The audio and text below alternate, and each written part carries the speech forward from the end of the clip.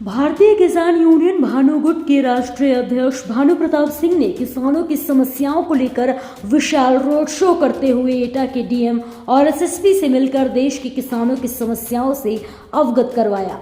किसान नेता भानु ने जावड़ा से लेकर भारी संख्या में एकत्रित किसानों और पदाधिकारियों संग एटा स्थित कलेक्ट्रेट तक विशाल रोड शो करते हुए किसानों की समस्याओं से एटा के जिलाधिकारी प्रेम रंजन सिंह और वरिष्ठ पुलिस अधीक्षक श्याम नारायण सिंह से मुलाकात कर अवगत कराया। वहीं जिलाधिकारी एटा ने किसान नेता की समस्याओं को सुनकर उन्हें निस्तारित करने का आश्वासन दिया। रोड शो के दौरान किसानों ने जमकर नारेबाजी भी की है।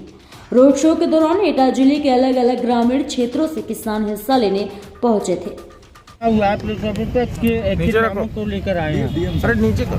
ऐसा है, आज डीएम साहब के भी पास आए थे, इसलिए कि अपने गांव, मेरा गांव है नगला सुखदेव, भानु प्रताप सिंह, तो अपने क्षेत्र की तो हम कोई समस्या देख नहीं पा रहे थे और हम देखते थे पूरे देश की किसान आयोग का गठन हो, किसानों के कर्जे माफ हो, ये करते करते करते करते 50 साल निकल गई, बुढ़ापा आ गया, मरने को बैठे हैं। और अपने गांव में पीने की पानी की टंकी 100 पीस बनी हुई है, जो बहन जी ने बनवाई थी पानी मीठा करने के लिए। हमारा गांव का पानी खारी है और नहर में पानी नहीं आ रहा, सड़क हमारी टूटी फूटी पड़ी है।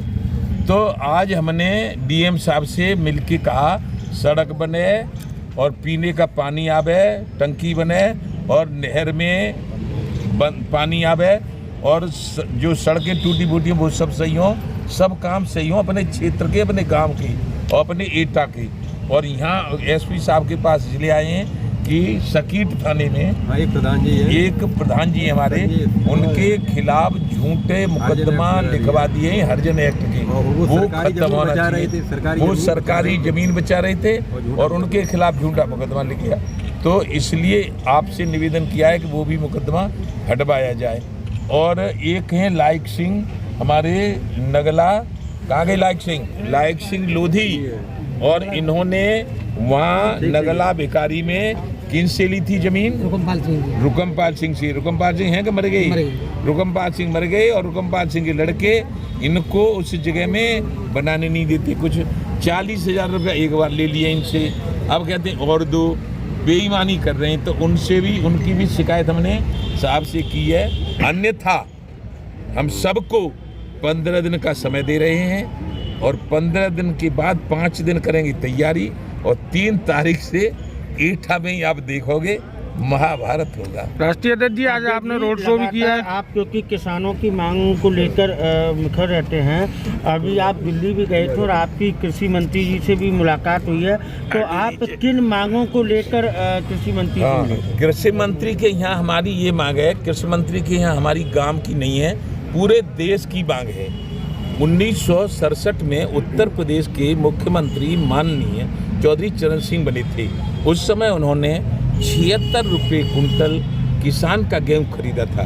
उस समय उत्तर प्रदेश में सरकारी तनख्वाह प्राइमरी मास्टर की 70 रुपया थी। आज प्राइमरी के अध्यापक को 70,000 मिलते हैं और जो 76 थी वो 6,000 भी नहीं हो पाई। इसलिए हमारा कहना है कि जो किसान विरोधी नीतियों के कारण किसान पे कर्जा हुआ है, तर्क है हमारा। इसलिए कृषि मंत्री जी और प्रधानमंत्री जी ये माफ कर दो कर्जा किसानों का, नहीं पूरे देश का किसान आपका विरोध करेगा। और दूसरी बात, किसान आयोग का गठन कर दो।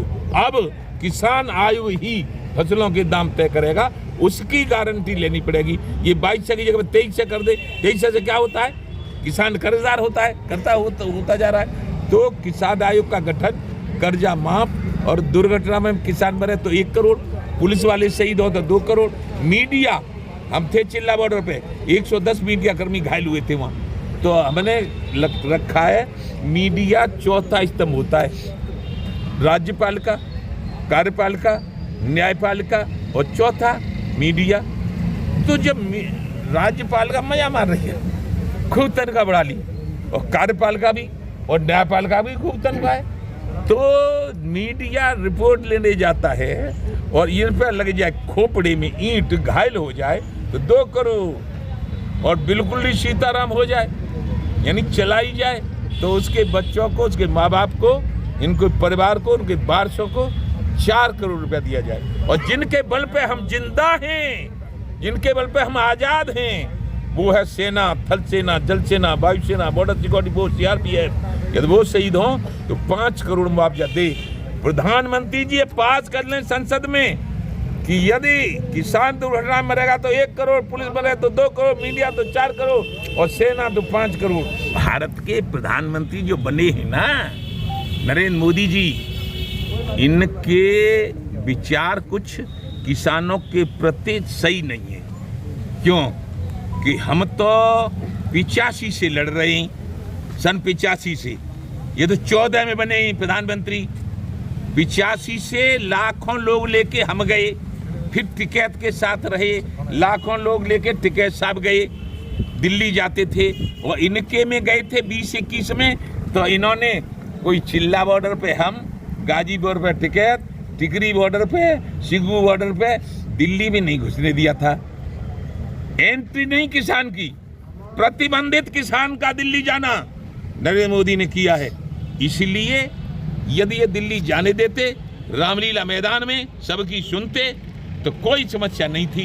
क्या लोकतंत्र में किसानों का लोकतंत्र नहीं है? क्या प्रधानमंत्री के जीत गए? अब क्या हमने किया था विरोध 24 में, और हमने किया था समर्थन अखिलेश यादव का, और यदि अब की बात नहीं मानी तो फिर करेंगे विरोध।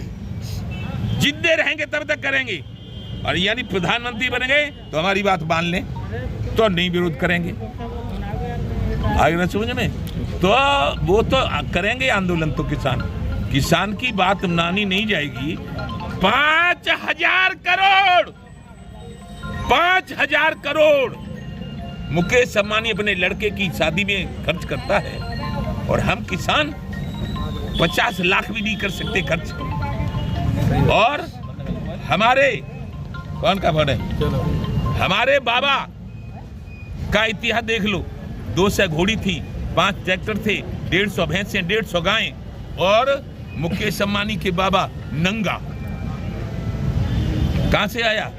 लूटते हैं। उद्योगपति आजाद हैं आजादी में, और राजनेता अपनी तनख्वाह बढ़ा ली, अपनी निधि बढ़ा ली। उद्योगपतियों ने 10,000 रुपया लेके 10 लाख पैदा कर लिए, और किसान जितने का आलू का बीज लाता है कट्टा, उससे चौथाई का बिकता है।